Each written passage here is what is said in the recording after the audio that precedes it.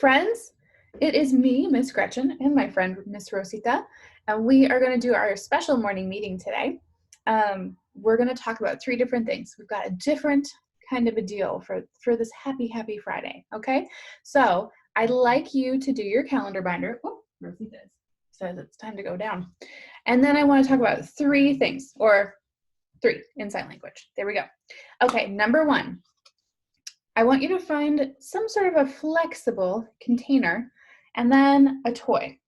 I have down here, the magic of cameras, I have a toy. And I have a container. And I'm going to put my toy in the container and then fill the container with water and freeze it. What I want to do is by the afternoon, this will be a nice little frozen popsicle of a toy.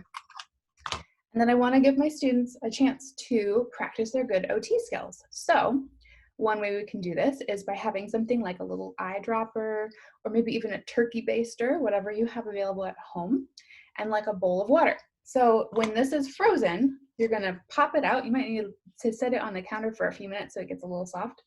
And then you're going to pop it out and then take the giant ice cube and put it into like a Tupperware container or some other vessel that would have sides. Probably would be a good choice to capture all the water as it melts, right?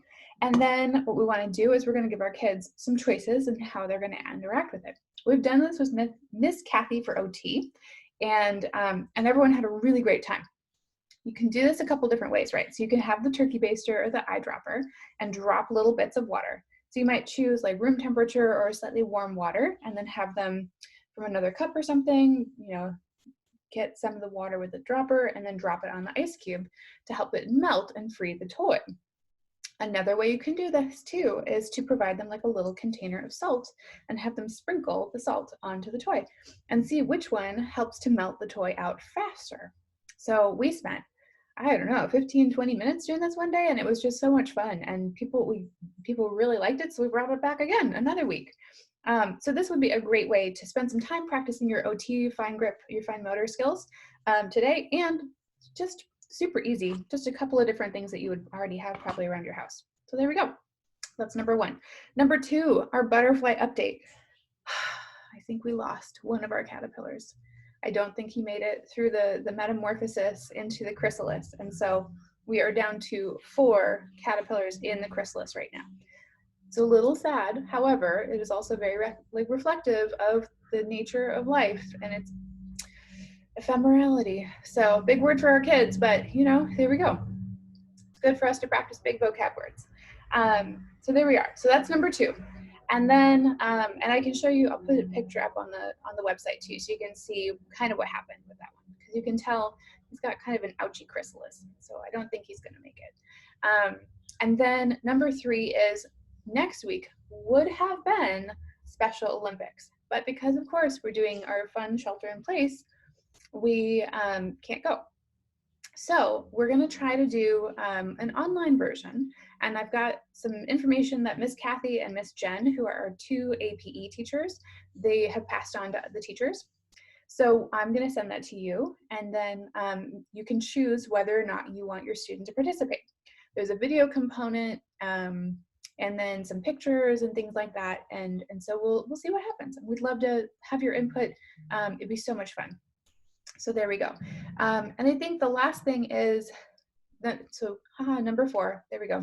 I am feeling a lot of gratitude, and I've been talking with a lot of my friends who are having a hard time.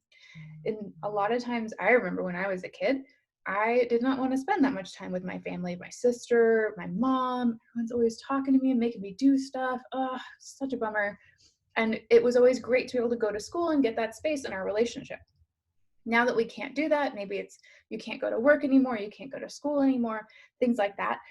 It's a really good time to remember to practice gratitude and to say thank you. So one of my friends was having a hard time. She just got a puppy, and she and her husband were not seeing eye to eye about the puppy, and they weren't really using their good words, and they weren't really talking about what the real problem was.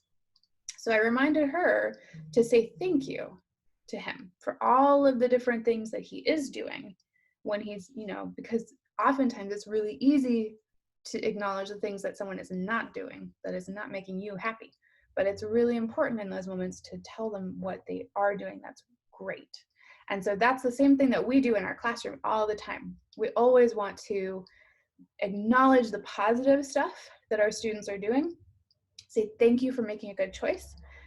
Thank you for saying that you are in the red zone. Thank you for letting me know that you did not like the thing that I just did. I appreciate that because now I can change. Thank you for, for telling me that you're in the blue zone, whatever it is, because that helps us to grow, right? If we're always saying, rah, rah, rah, rah, rah, everyone just gets crankier. But if we say thank you, it gives us something that we can actually work on together, right? So there we go. That's my moment for the day. I hope you guys have a wonderful Friday. It is so pretty outside. I want you to go outside and play and run and do whatever is safe for your family. And we will see you again soon, Baboon. Adios.